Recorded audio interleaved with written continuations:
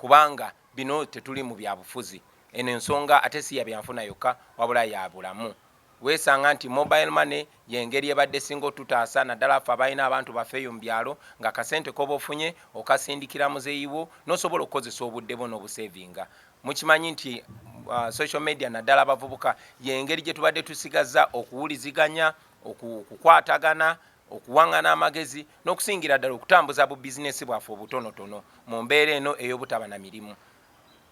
Nze ng'omukulembeze nga member wa parliament naliyo mu parliament nengezaako okudibetinga eno ensonga okugiwakanya ne tufuba okulaga bannaffe ti guno omusolo gugenda kuba gwa kukamula musaayi mu bannayuganda.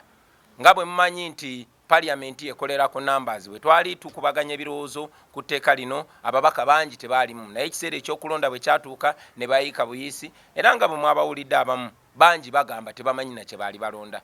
So oluvannyuma lw'ensonga eno okulema mu parliament tugikomezaawo erimu abantu naddala erimu abantu abato aba Uganda kubanga buvunaanyizibwa bwammwe okusalawo ensi gye mwagala okubeeramu. Tukwataganye ne bannayuganda abavubuka okuva mu bitongole b'enjawulo n'emirimu egy'enjawulo ne mu ndowooza ez'enjawulo ffenna ne tussa kimu ti guno omusolo ku mobile money ne ku social media tegujja kukola twaguganye. Mu kiseera kino n'olwekyo tusabye Prime Minister era nga yakulembera emirimu gya gavumenti mu parliament okuyisa ekiteeso ekyokusazaamu omusolo guno ogwatubinikiddwako. Era ne tusaba ne maama Rebecca Kadaga Speaker wa Parliament ayite Parliament tuddemu tukubaganye ebirowoozo ku nsonga eno naye ng'ekigendererwa kyakugyawo omusolo guno. Tusazeewo nti singa kino tekikolebwa gavumenti wakati w'olwaleero n'olwokutaano ku ssaawa 6 tugenda kukunga eggwanga lyonna, tugenda kunga bannayuganda bonna tukozese eddembe lyaffe erituweebwa ssemateeka okuwakanya omusolo guno ogutunyigiriza nga bannayuganda ate nga teguli mu mateeka.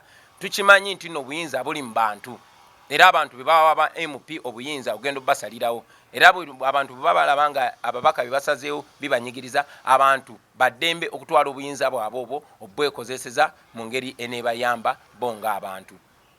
Akawairo nambemu akasemateeka waffe constitution katugamba power belongs to the people, and if power belongs to the people and we are the people then it is our power. Era mu mbeera eno njagala mbayigirize kino muve wano nga mukimanyi namwe bannamawulire nti ffe bantu ate obuyinza bwaffe. So bwe ngamba people power muddemu our power, bwe ngamba our power muddemu people power. Si bwe kiri people power our power people power. Yes, buyinza bwaffe tubukozese. So tukunga bannayuganda mwenna okumanya nti obuyinza mubuyina mu ngalo zammwe 5 okuwakanya ekintu kyonna ekibanyigiriza. Guno omusolo gwa mobile money ne social media tegujja kukola twaguganye era tusaba mwenna muleme kwetiririra, muleme kwekwenya, muleme kwemotya tuveeyo fena n'eddoboozi limu. Tubadde tubiwandikako ku Facebook, ku Twitter ne ku Instagram mu comments nga tugamba kati tukozeewo ki ekyokola tukiina kuvaayo fenna ne tuwakanya omusolo guno.